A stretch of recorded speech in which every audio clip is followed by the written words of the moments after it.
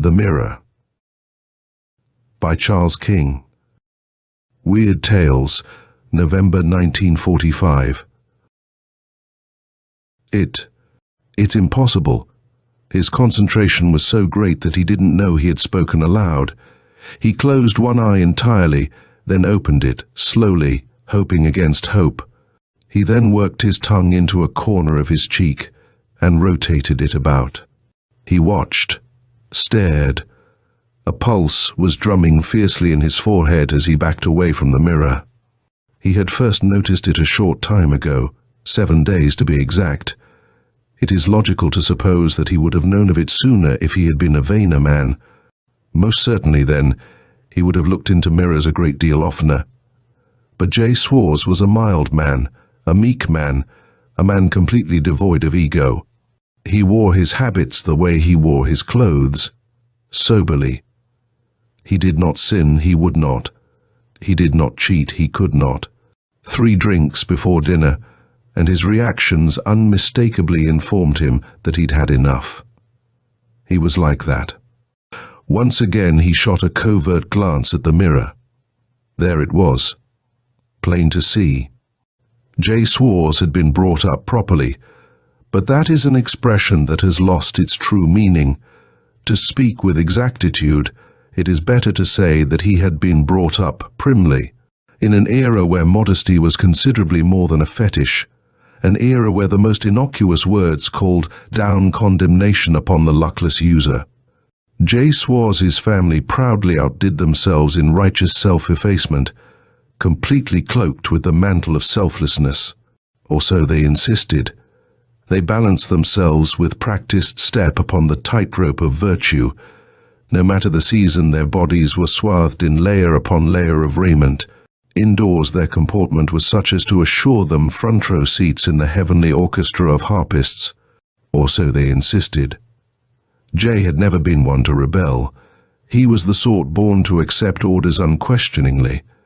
If, even in the privacy of one's room, it was immodest and wrong to undress, before dousing the lights, he carefully put out the lights before removing his breeches. His parents had instructed him. He obeyed them. If he had to go to the lavatory, it would never do to say so. That would have been grievously shocking. Any simple excuse to leave the room was acceptable under those conditions, but never the immodest truth. But all these bugaboos paled before the one strict, immutable rule that pervaded the Swartz household. Serving the interests of virtue, one might do everything in one's power, and then fail. How? By looking, smiling at, daring to admire one's reflected form in a mirror. The human form was a debased thing of evil that only served to lead its owner off the garden path. Thus, logically, it was a thing to remain unseen, avoided. Jay's father used it for shaving. That was its purpose. One of Jay's most memorable recollections was the time that he had been caught. He'd lost a tooth, as boys will, and was entirely engrossed in exploring the bloody cavity with an inquisitive finger. The mirror helped a great deal as he probed and poked. Until, jar, he swerved, nearly upsetting himself, and paled. Yes, father. Ungodly brat. You were lasciviously admiring yourself. I don't understand, father. Do not trifle with me. I have explained the sin often enough. It was the big word I didn't understand.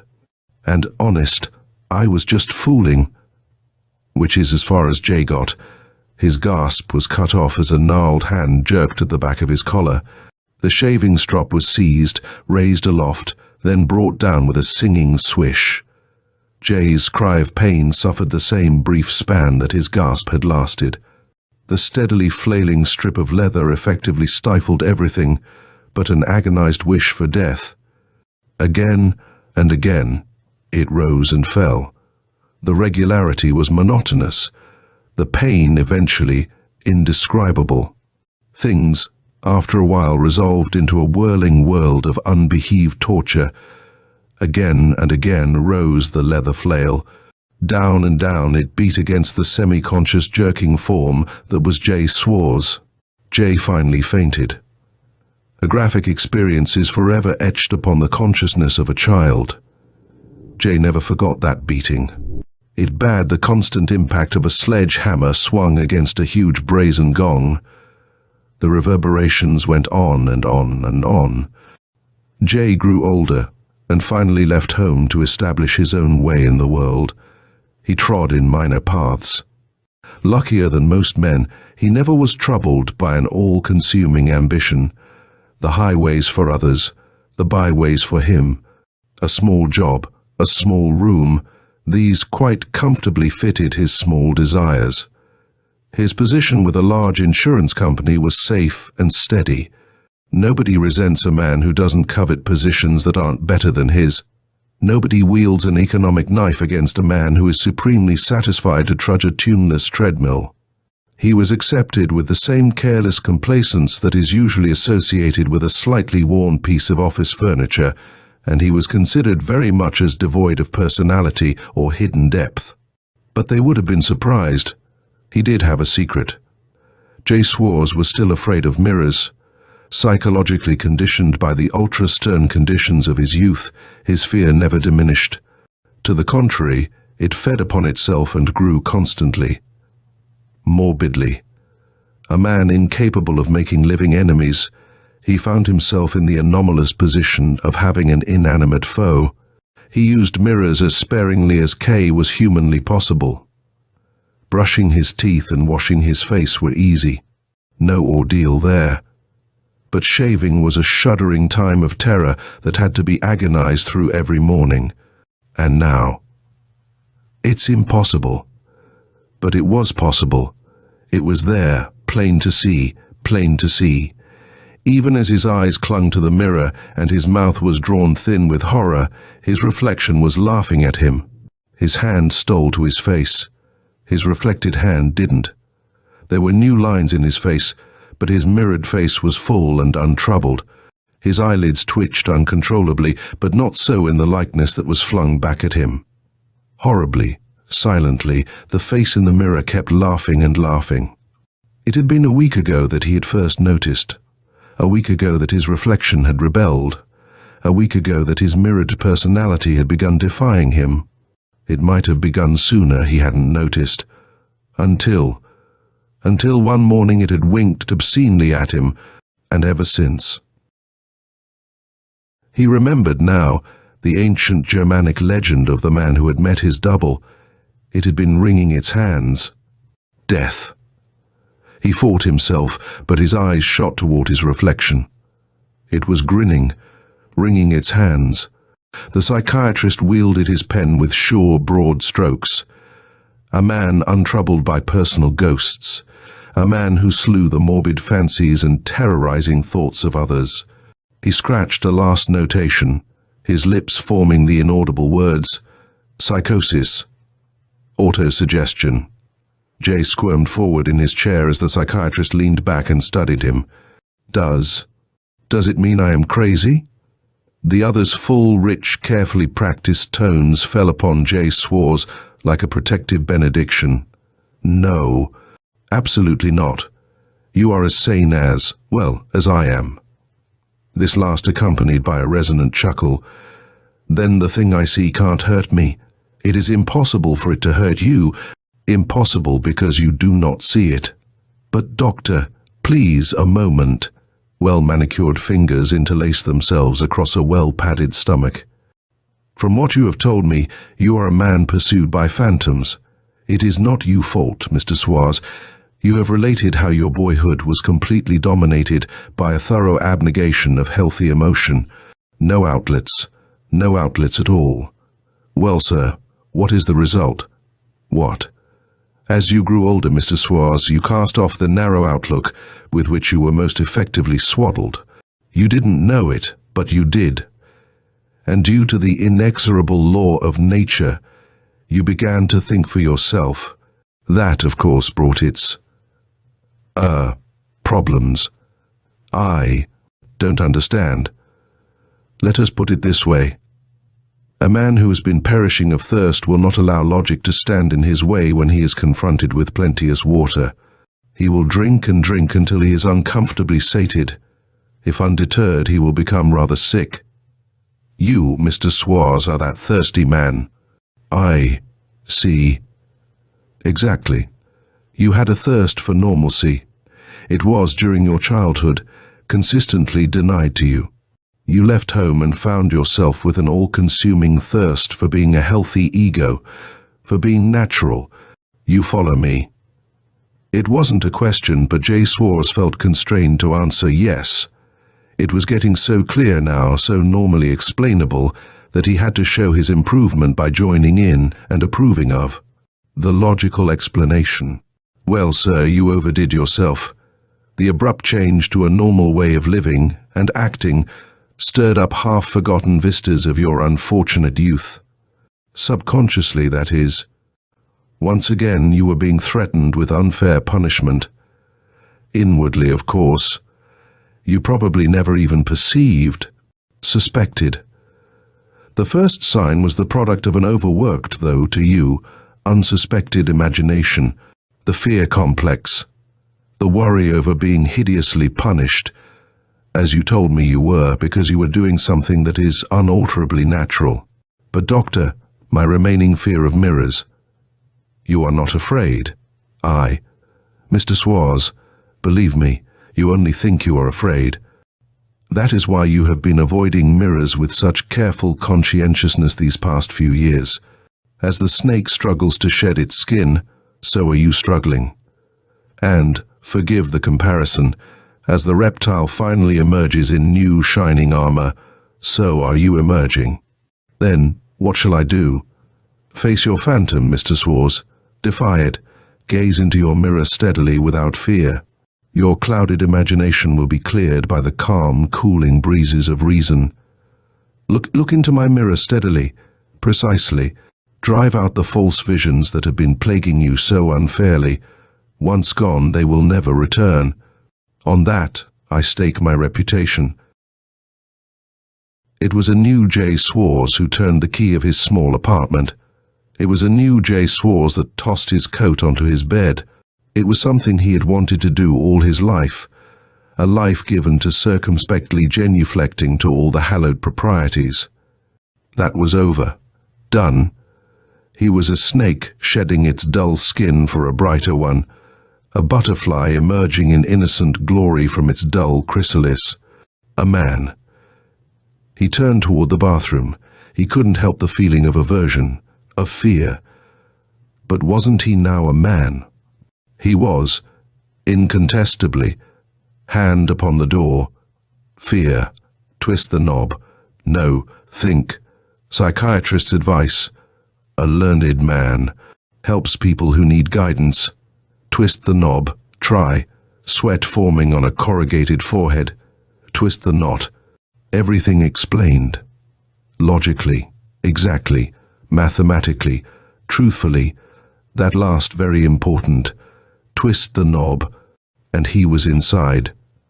Walk up to the mirror. Boldly. Stare steadily. Unafraid. Block out the false phantoms. Do it. It's easy, one leg before the other. Go ahead. Hesitation only hurts, makes things harder, foolish, nothing to be worried about. All carefully explained. Habits of a lifetime. Lurking. Unfair. No substance. All explained. Figments. Palpably worthy of derision. Go ahead. And he was before the mirror. Open your eyes. Stare steadily. Open your eyes. Nothing can hurt you. It will help. Teach you the truth. Help you. Open broad lanes to happiness. Wipe out the past, the grey past, the punishing past. Open your eyes. See the new world. Your world. Open your eyes. And he opened his eyes. His reflection, nothing to worry about. It looked at him, as he looked at it. Calm, both calm, as it should be. Expressions the same, as they should be. Psychiatrist right, as he should be. Learned man, wise man, helpful man. Good advice. Best advise. Go ahead. Stare at it. Staring. Pride, strength, new feeling of... No. Can't be. Impossible. Psychiatrist said no. Learned man, wise man. Look again. No. Reflection, laughing. Silently. Utterly impossible. Wise man said so. Wealth of experience. Can't be wrong. Good advice. Best advice. Heed it. Heed it. Stare at reflection. Glare at reflection. Don't give up. Must win. Must win. Don't give up. Stare. Gel. And he screamed and he screamed. He caught himself. Lurched out of the bathroom. This was no time to give way to disordered mental stabs. More than evident that his ancient enemy was weakening, employing last hopeless trickery. This was triumph. Triumph. Get a bit of help. Nothing shameful about using all the means at one's disposal to rid one's self of a dying enemy. Nothing to do with one's manliness. The enemy must be destroyed. That is the only important thing. Answering the telephone call, the psychiatrist finally arrived. A bit put out because he'd been disturbed at his meal, but cloaking his irritation and impatience with the thought of adding a substantial amount to an already padded bill. Look, doctor, the mirror. What about it? Can't you see? No, you can't. All I see is that yon have a reflection, which is as it should be. But it reacts differently. That is why I called you. I don't understand. Don't you see? It, my enemy, is still there. However, I am not afraid. It is a figment. I know it. You told me so. But it is there. To be destroyed. Isn't that progress? The psychiatrist backing up. Professionally polite. Words. Words that have no meaning. Professional. Backing to the door. Understanding. Understanding. I'm sorry I troubled you, sir. It was nothing. Nothing at all. Quite all right, Mr. Swartz. Just take my advice. Don't be afraid. Don't be afraid. And he was gone. Failure, and the psychiatrist had lied. Evident. He had seen it too. Wouldn't admit it. Have to help oneself. The only way. Use any means. Any means. Out with logic. Forswear what is fallaciously taught. Seek that which can really help. Seek that which is ridiculed and mocked, but secretly feared. Seek the strange powers that all gibe at, because the true answer is there for the asking.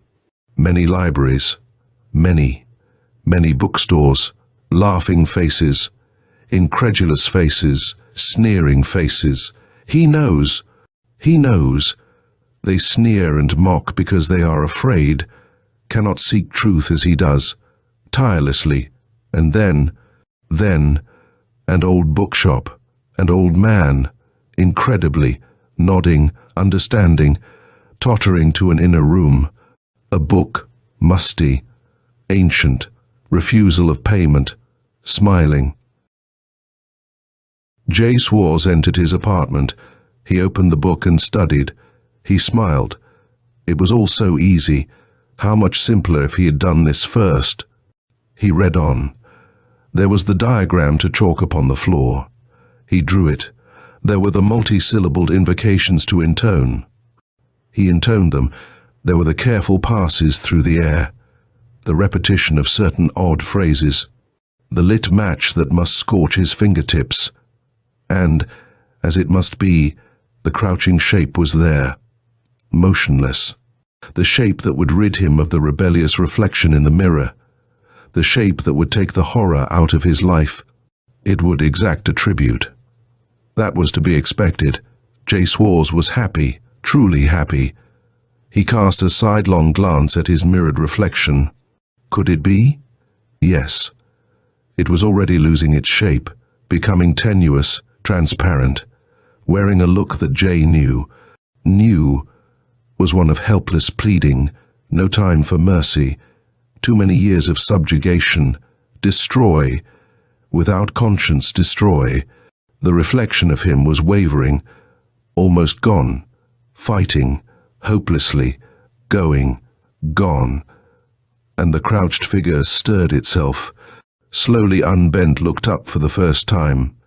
Jay Swartz threw a frantic look at his mirror. No reflection at all. Blank. Blank. The figure straightened and stepped over the chalked lines. It was going to exact its tribute. Jay Swartz knew this. He also knew that he had incarnated his double, brought it to life. It was wringing its hands which suddenly swooped to Jay Swartz's throat. He knew so many things. Too late. End of The Mirror by Charles King.